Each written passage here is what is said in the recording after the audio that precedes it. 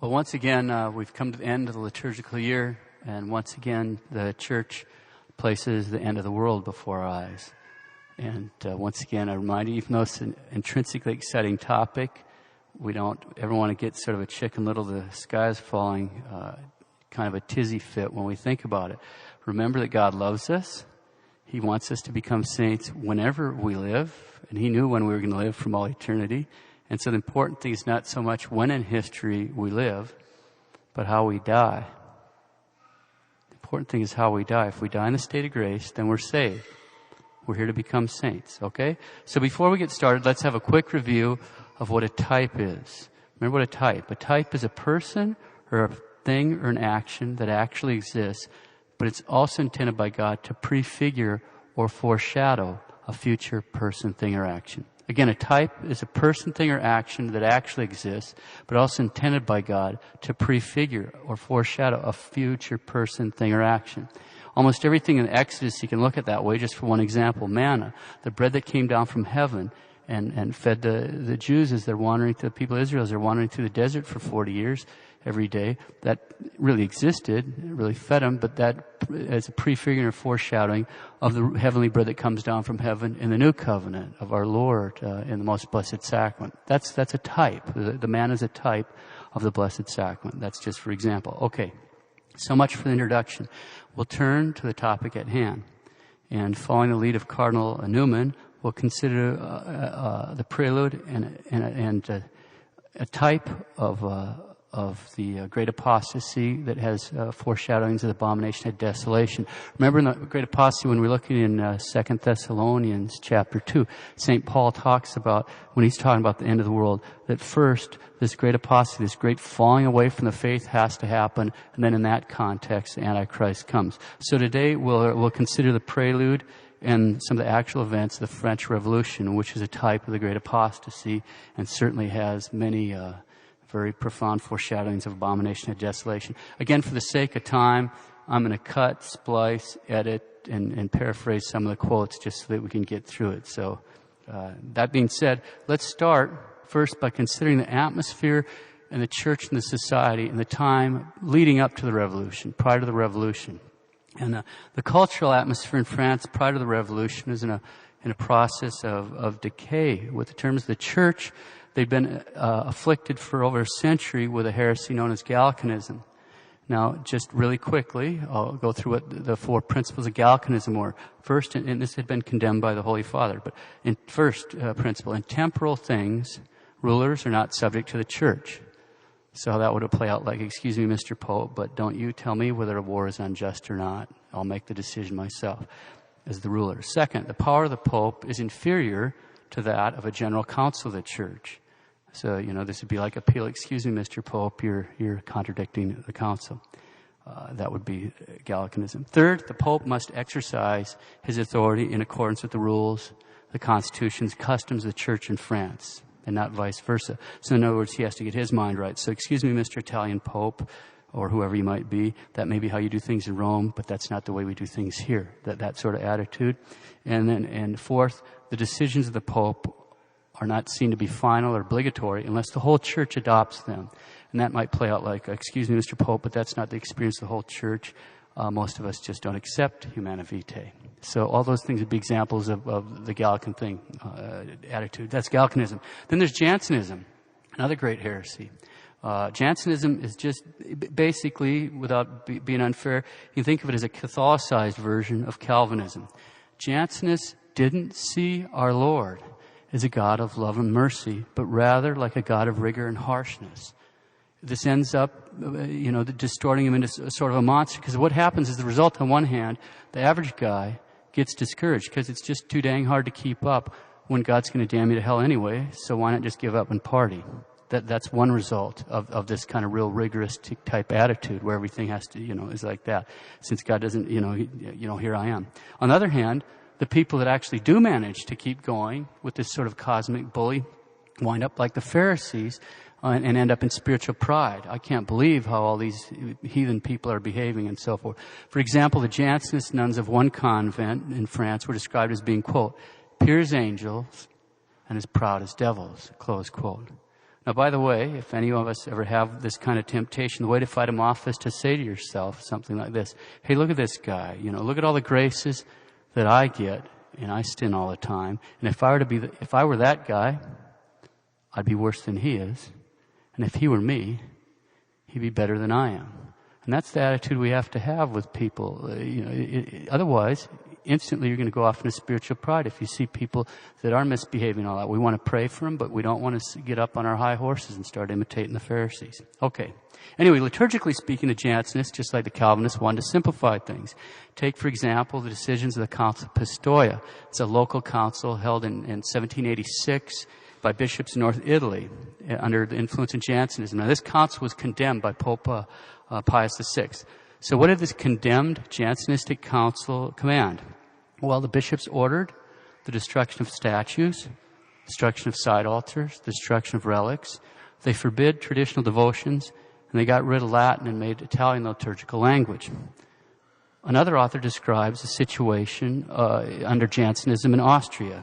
Quote, the spirit of Jansenism caused infant baptism to be delayed until a later age when the child could understand.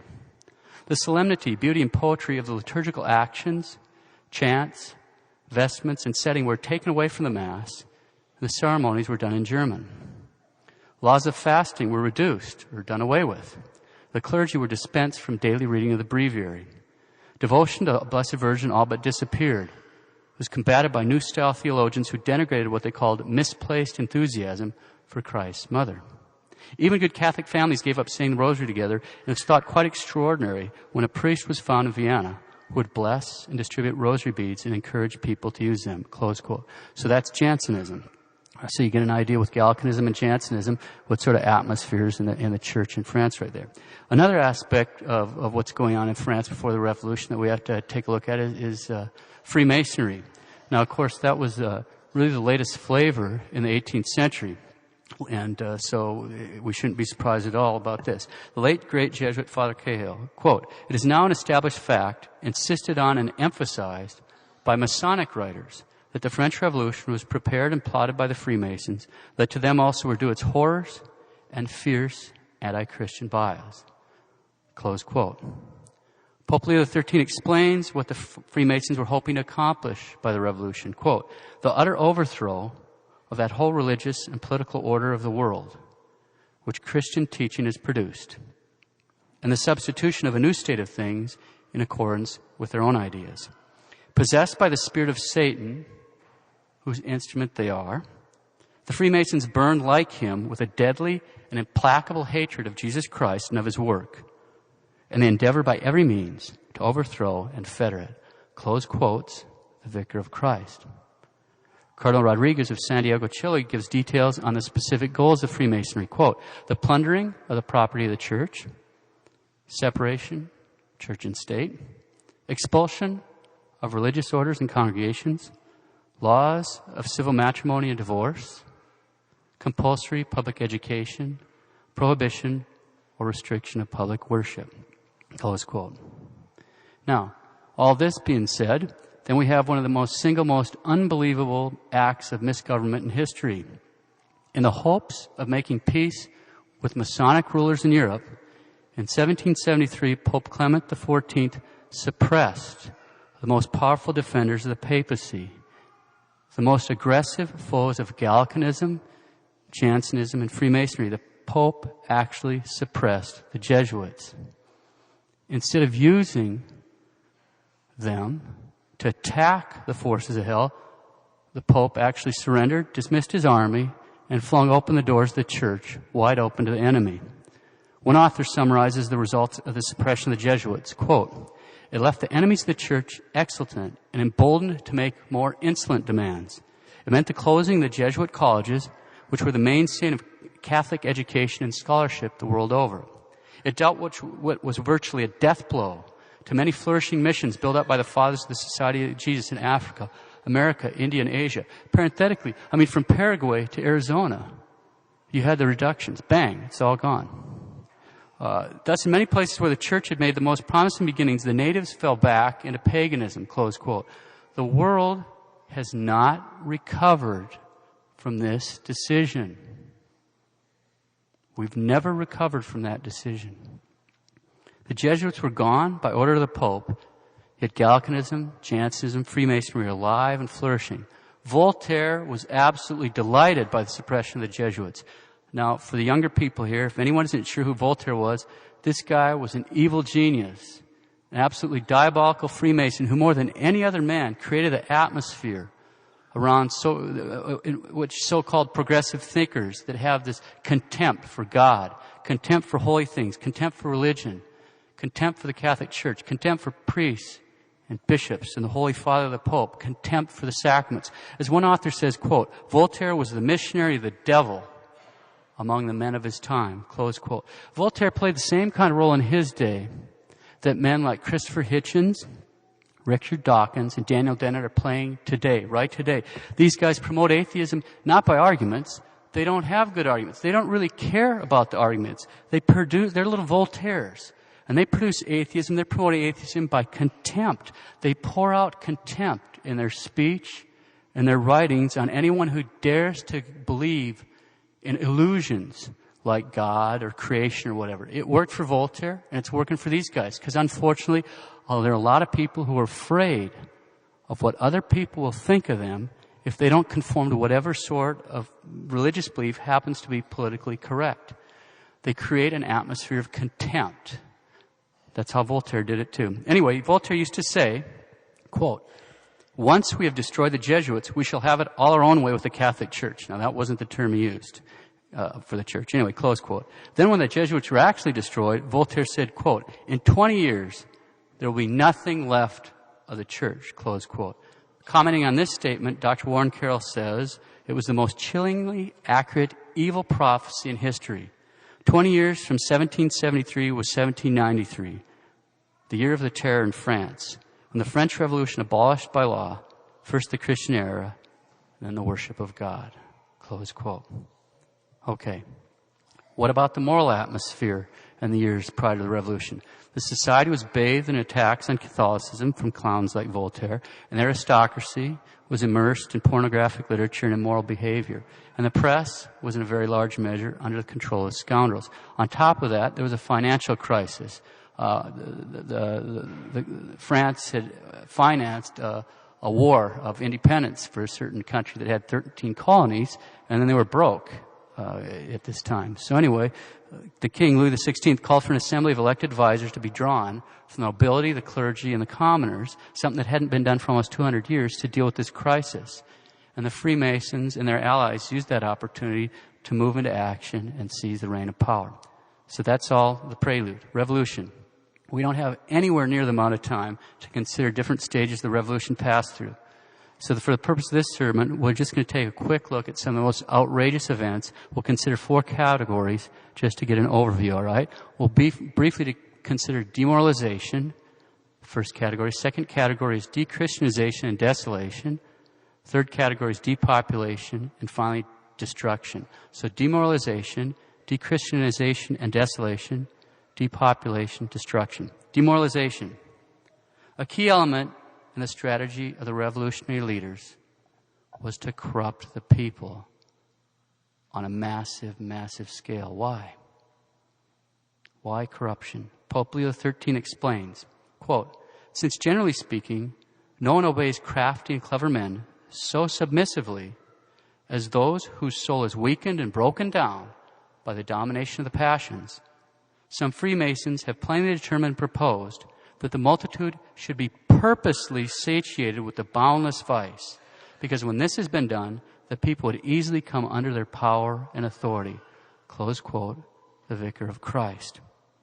Now, the revolutionary leaders themselves confirmed this on many occasions. They plainly stated the primary purpose of the riots they deliberately stirred up at the beginning of the revolution was a corrupting effect they had on the general public. As one of the leaders pointed out, quote, before this, the people were not sufficiently accustomed to crime, and in order to accustom them to it, they must be practiced in it. Close quote.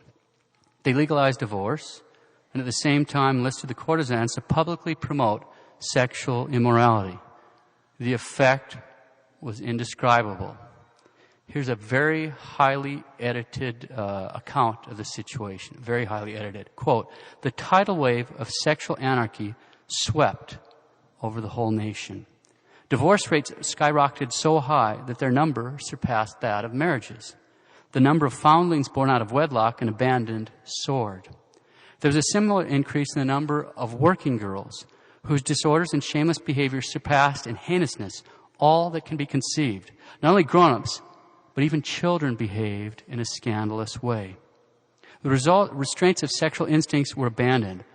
Abominations were openly performed. Festivals were accompanied by public abominations.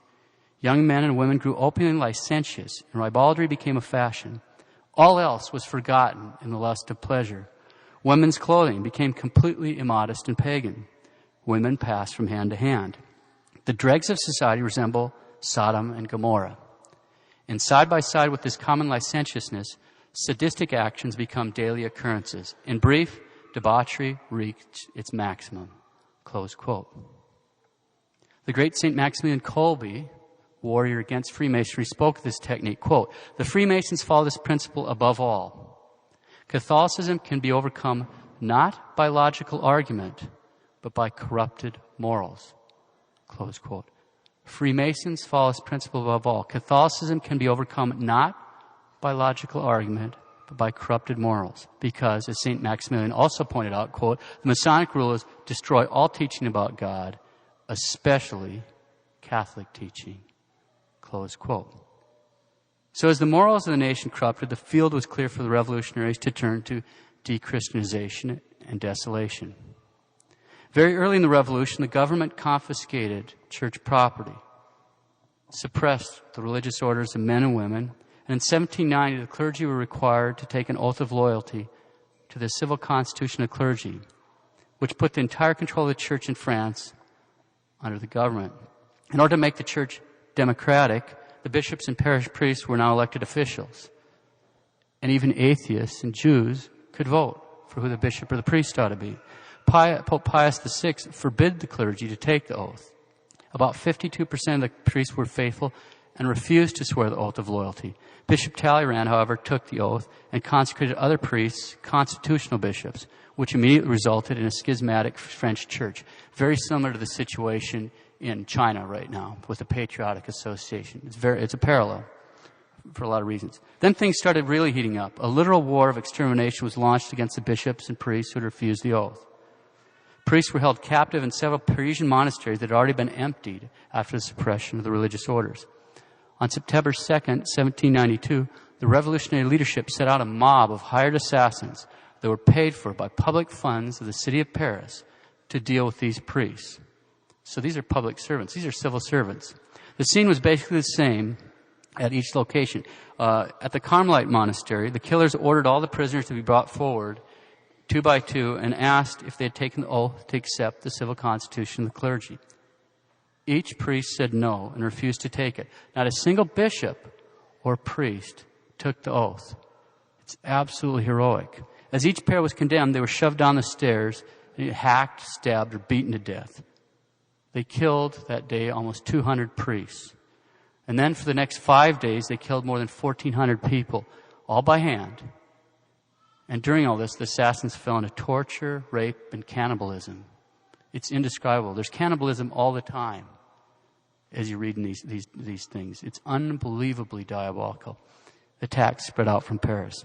One of the most prominent leaders, a strange, quivering little Freemasonic monster named Marat, he foamed at the mouth when he got excited, was not happy that only 1,400 people had been murdered. He wrote, quote, now this is a quote from Marat himself. Marat states openly that 40,000 heads must be knocked off to ensure the success of the revolution.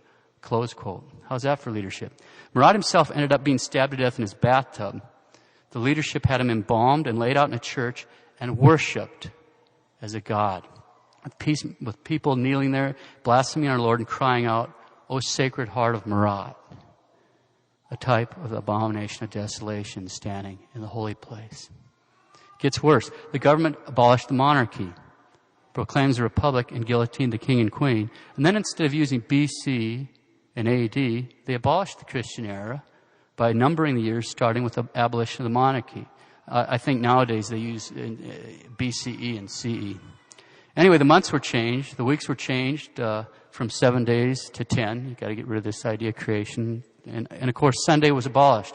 The revolutionary leaders commanded the sign proclaiming that, quote, death is an eternal sleep. This sign had death is an eternal sleep. Had to be placed over the gates of the cemeteries. So you had to have death is an eternal sleep over the gates of the cemeteries. One commentator, French commentator, dryly noted this amounted to the closing of paradise, purgatory, and hell by the police.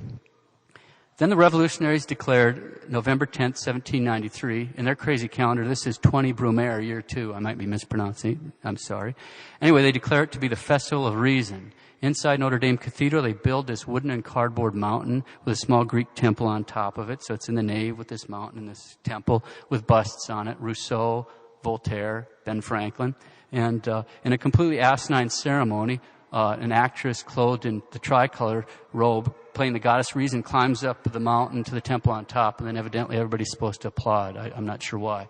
Another type of the abomination of desolation, standing in the holy place. Other cathedrals in France got the same sort of treatment. Quote, everywhere in Paris and the provinces, a perfect orgy of blasphemy and desecration now began. Bacchanalian feasts took place in the churches.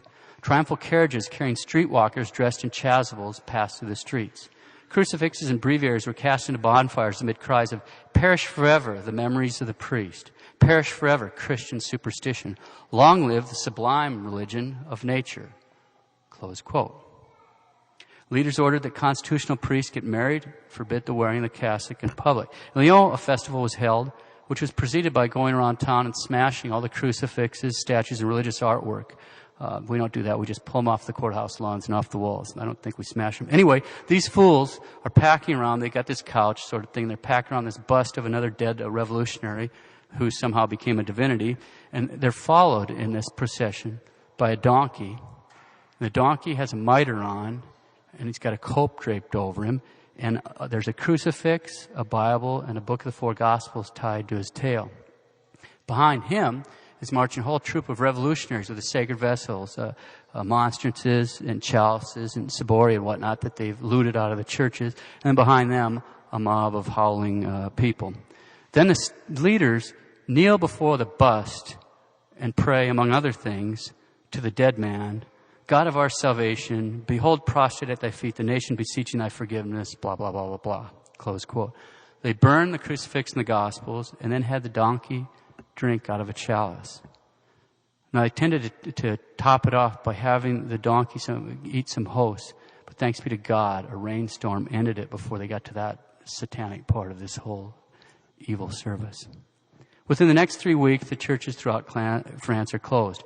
Whoever asked to open them was liable to immediate arrest. Giving any hospitality, food or shelter to a priest that hadn't taken the oath to the civil constitution became a crime, punishable by death.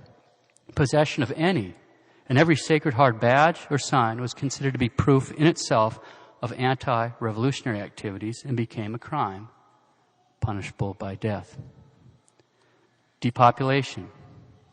Depopulation was an essential part of the revolutionaries' plan. One revolutionary pamphlet states that depopulation was indispensable because a calculation had been made that the French population was in excess of the resources of the soil. It sounds mighty familiar to me. The leaders agreed in general that about 8 million Frenchmen should be allowed to live. That would be the carrying capacity of France.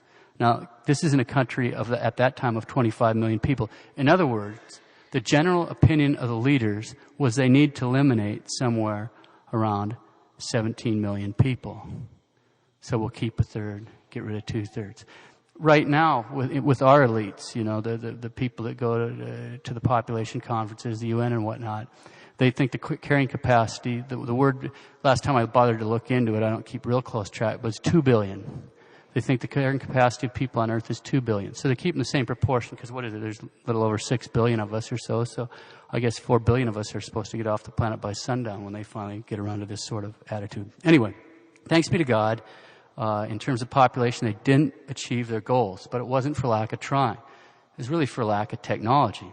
Even though the guillotine worked so continuously that the streets of Paris, Lyon, Toulon, Nantes, and other provincial cities literally ran with the blood of the victims, they just couldn't kill that efficiently. They'd line people up, start shooting grape shot, and then they'd go out there and start hacking them, little kids, so forth. Still, the estimated death toll for right here in this time is just over 1 million men, women, and children slaughtered. Destruction. Quote, all highly educated men were persecuted. The treasures of science, art, and literature were destroyed. Politeness in all forms was to be destroyed. It had now become necessary to assume a rough and boorish manner and to present an uncultivated appearance. In a word, it was now not merely a war on nobility, on wealth, on industry, on art, and on intellect. It was a war on civilization. France was returned to a state of savagery. Insane as the project may seem, we must recognize it nevertheless to be the logical outcome of the desire for absolute equality. Close quote. That's really worth meditating on. Where do we go when we're going to start talking about equality? But that's a topic for a different day. Okay, we took a quick look at the situation of the church and the state before the French Revolution.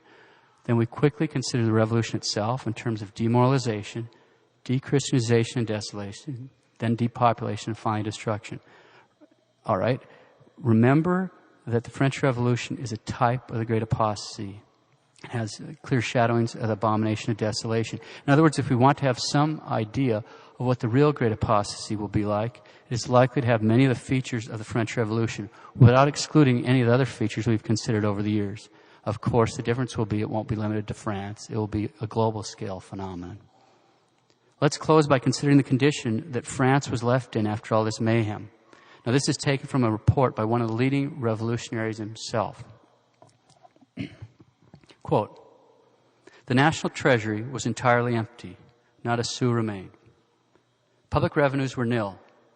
No plan of finance existed. There was not a sack of corn in the granaries, nor even a single grain of wheat. Hospitals were without revenues, without resources or administration. Public relief of every kind was reduced almost to nothing. The canals were ruined, many bridges broken down, the roads impassable. Communications of all kinds had become extremely difficult. Public instruction no longer existed. There was oblivion to all decency. The army was without discipline, without provisions, without pay, without clothing, without equipment. Close quote. As one commentator noted, by this point, the revolutionaries had left France bread white, ruined, and ready to surrender to the first savior who should present himself. And we'll pick up at that point next week.